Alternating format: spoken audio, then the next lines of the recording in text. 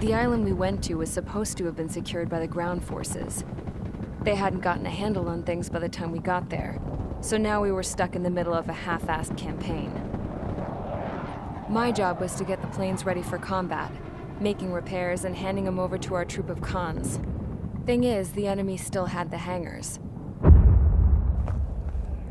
The comms were still down, so none of us knew what the hell was going on. The last transmission I heard before everything went to shit was that some prisoners from an Osean military penal unit rioted and managed to escape. They stole some jets and now they were flying around, taking out their former allies left and right. I wonder if any units like ours were out here, creeping around. Hearing the Osean jets firing at each other overhead chipped away at morale. Since the radio was out, it was quiet. I liked it better that way. All I heard was the gunfire. Here we were, walking around carrying rifles. We were pilots, damn it. Friendly fire will probably kill us. You know things are desperate when the guards that used to lock us into solitary are now telling us it's better we all stick together. I guess they think our odds of surviving this war are better that way. After walking for miles across the battlefield, we came across the wreckage of a plane. Passenger, not military. I knew that rose. It was an Erusean liaison plane. The guards' dogs smelled something and took off. They led us to a cliff. And the bodies. Today, I lost everything. When Osea attacked our capital, my father, a man who was never really suited to being the king, was killed. I was to be flown out of the war zone to safety, but the plane was shot down by rebels. The entire crew was killed in the crash. Soldiers appeared and one shot at me. My dog went after him and shot him to pieces. He was my best friend. After all those speeches I gave about working together for peace, I thought everyone felt the same as I did.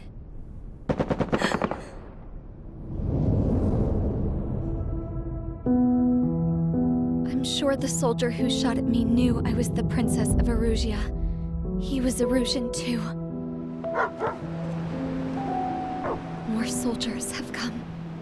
Now, there's no one left to protect me. I am so numb, I cannot move.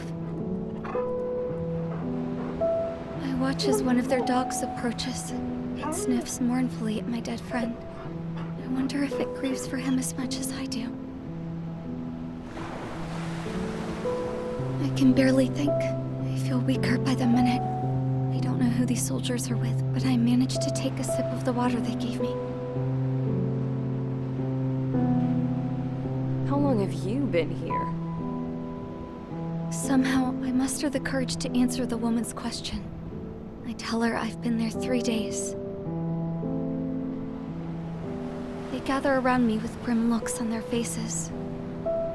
What would they do if they knew I was the Erusean princess?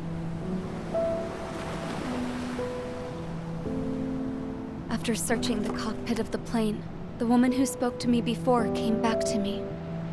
This is an air-to-ground tactical radio. It still works! I noticed she walked with a limp. She knelt down next to me and asked her companions to give me some food. And then, very softly, she said, "You see, I used to listen to your broadcasts, Your Royal Highness." Just what did you see here?